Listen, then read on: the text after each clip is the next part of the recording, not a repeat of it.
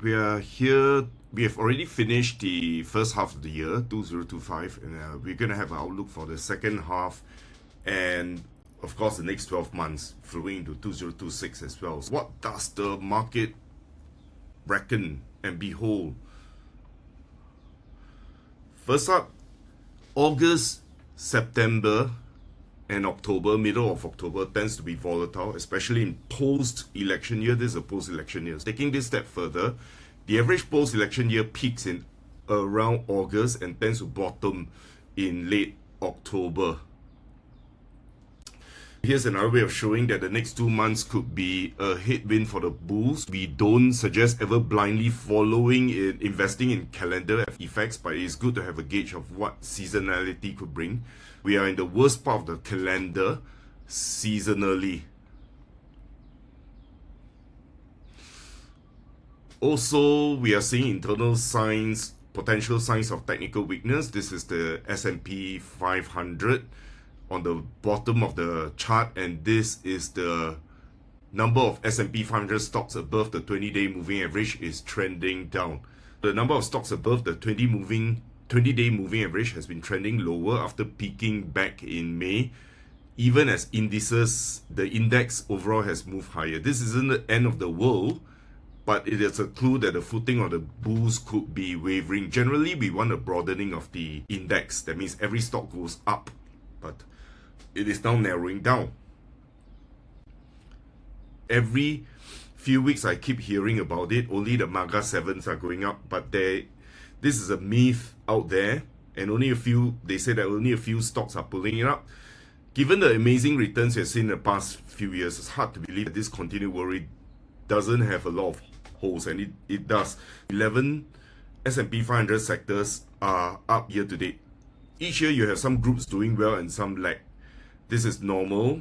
You can see the leaders are industrials, utilities, LVMH is one big laggard. And of course, healthcare, United Health, Elevance, HCA, hospitals, all these are lagging. But the leaders are tech, Nvidia, and communications, Meta. You have some groups doing well each year, but some lag. But you see all sectors year to date tell us that this is a healthy market. All sectors are up. Not to mention various countries making new highs. Japan is also making a new high after 35 years as this global bull market continues. This isn't actually weak breath. Here's the one. Last week we saw the S&P 500 equal weight. This is the equal weighted index hit new high, showing breath is anything but weak. It is not weak. As you have seen, this is only a few stocks going higher. Equal weighted index going up is a good sign because S&P 500 is market weighted. Market weighted means that the heaviest, the biggest market cap is going up. Equal weighted, we are tracking that as well. Broad base rising. Now, the other myth is the margin debt of 1 trillion is rising. It looks scary. According to recent data from FINRA, the amount of margin debt is at a new record and above 1 trillion for the first time ever. Many claim that this shows massive excess and suggests a major bubble is about to pop, but this is not true. This is another example of denominator blindness. The numerator might be high, but we have to consider the full picture to get a more apples to apples comparison. Let's look at the margin debt as a percentage of overall market cap. So in this chart, it compares margin debt and the overall market cap of the US stock market. Looking at it from a point of view, it shows a much different picture. Yes, margin debt might be high, but compared with the market cap of the stock market, we aren't anywhere near the major peaks. The current 16% level is well off the 30% before the great financial crisis, which is here, or over 20% at the peak of the tech bubble, which is here. This is another myth that you shouldn't get too worked up over. We have long heard that China owns a bunch of US debt and they could sell it to hurt the US, but let's look at the numbers. During the worst of the trade war, they were again told that foreigners would sell US debt as they didn't want to own US based assets. But once again, data shows that it isn't true and it's another myth. Recent data from Treasury shows that not only have foreign holders of US debt increased recently, they added US equity holdings as well. This is another sign that the demand is higher for US assets.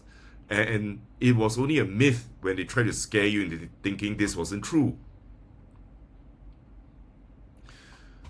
Earnings results were quite solid despite the uncertainties. AI companies shine, particularly the Max 7, but there were other notable positives from across the broader index. First and foremost, nearly 78% of companies so far have beaten their earnings estimate. So this is above the average as shown in a chart here below. Is even more striking is the degree at which companies have exceeded estimates.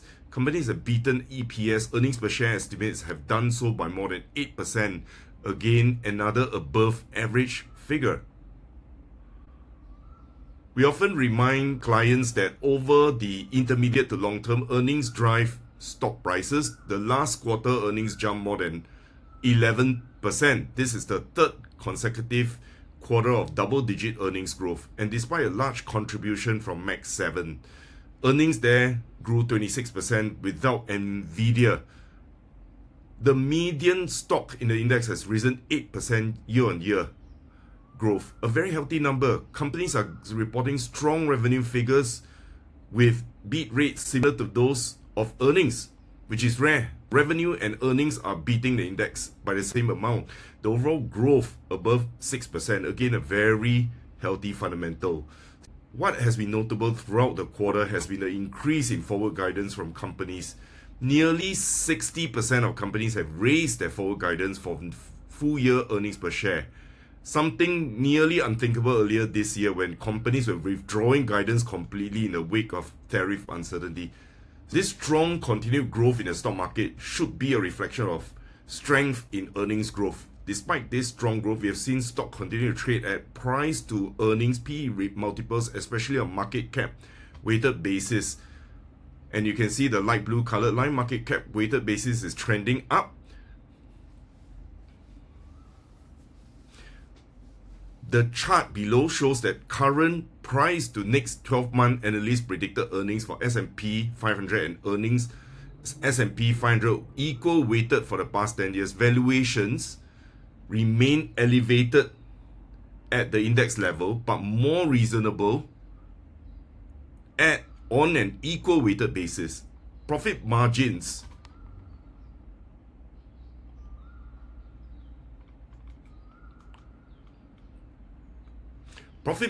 have also continued to climb, hinting that companies have at least in part weathered the full effects of higher prices. This bodes well for future earnings growth, as profit margins give companies the cushion needed to extract earnings growth from revenues, even if revenue growth starts to slow.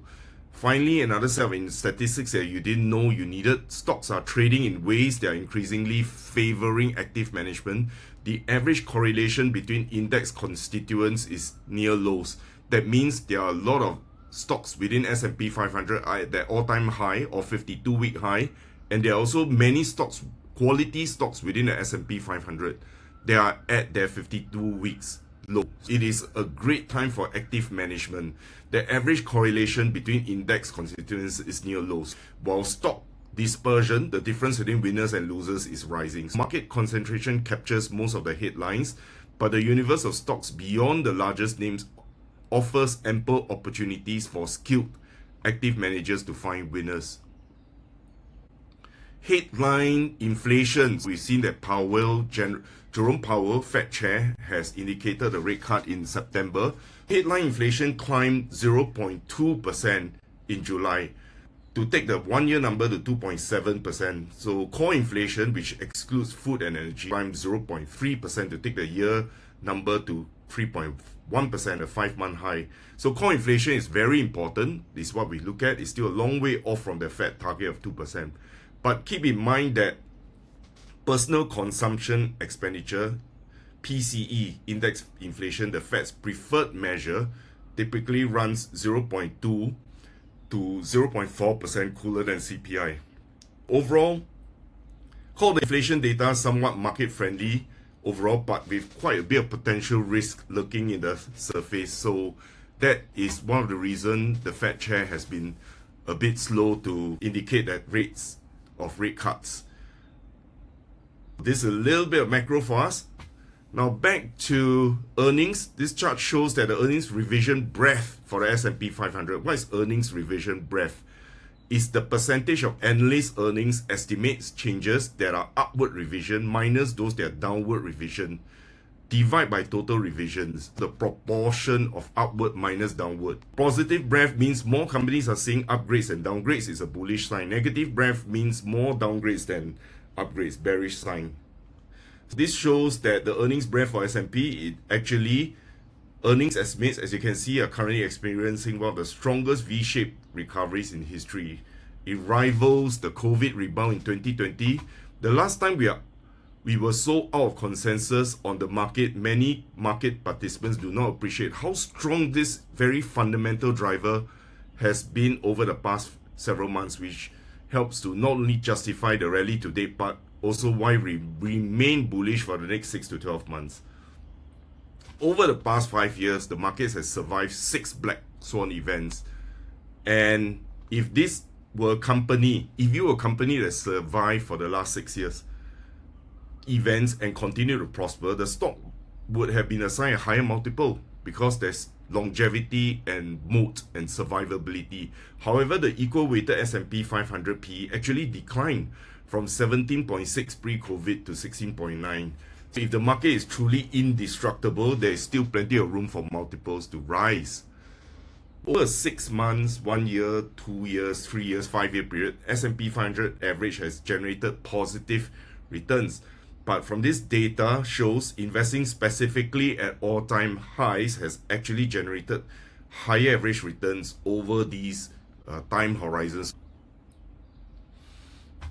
Now, not so good news is this talk about a lot of cash on the sidelines story. You have to take it as a proportion of money market funds over the total equity share value, and is significantly more subdued.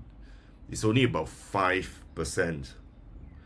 Now, what do we make of the stock markets going forward? The third year of the bull market, which is right here, I would point out,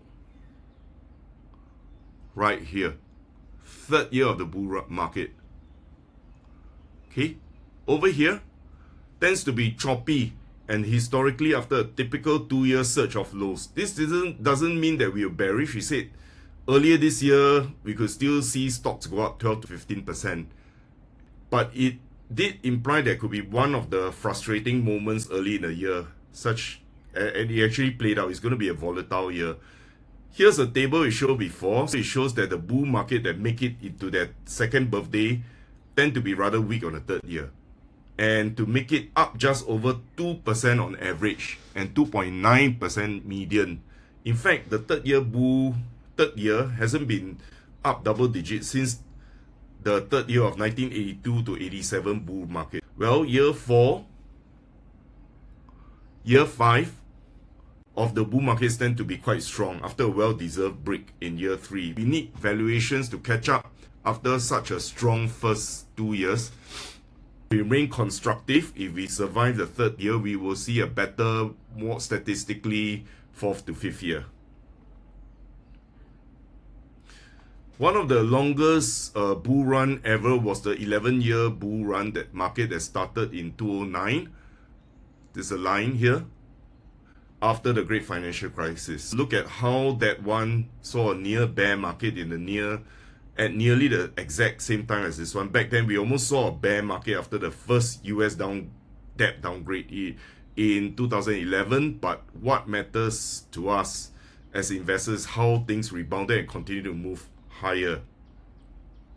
Here's another look at our current bull run, this time compared to the longest bull market ever from 1987 to 2000. The bull market was weak from around now till the end of its third year. But again, after surviving this, better times are coming once we got past the third year itch. Here are the 5 bull markets over the 50 years that made it past their second birthday and into their third. Chop and frustration, usually on the third year.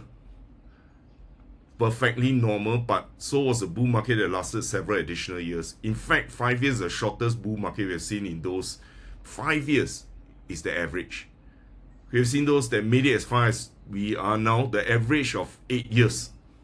5 years is the shortest, average is 8. We don't think any investors will be too upset if there were many years left in this bull run. We have come to the end of our macros. Second half of our presentation, we'll talk about how, as a stock picker, we actually have a lot of choices. There are a lot of companies, quality companies, Copart, United Health, Elevance Health, healthcare companies, Duolingo, software companies, Salesforce, Kinsale Capital, which I invest, wealth management companies, Ameriprise Financials are still below the 200 days moving average. There's a lot of stocks to pick. Once you're picking stocks, different from picking funds, because when you see the fund is at all-time high, what do you do? But when you pick stocks, there are a lot of choices to go.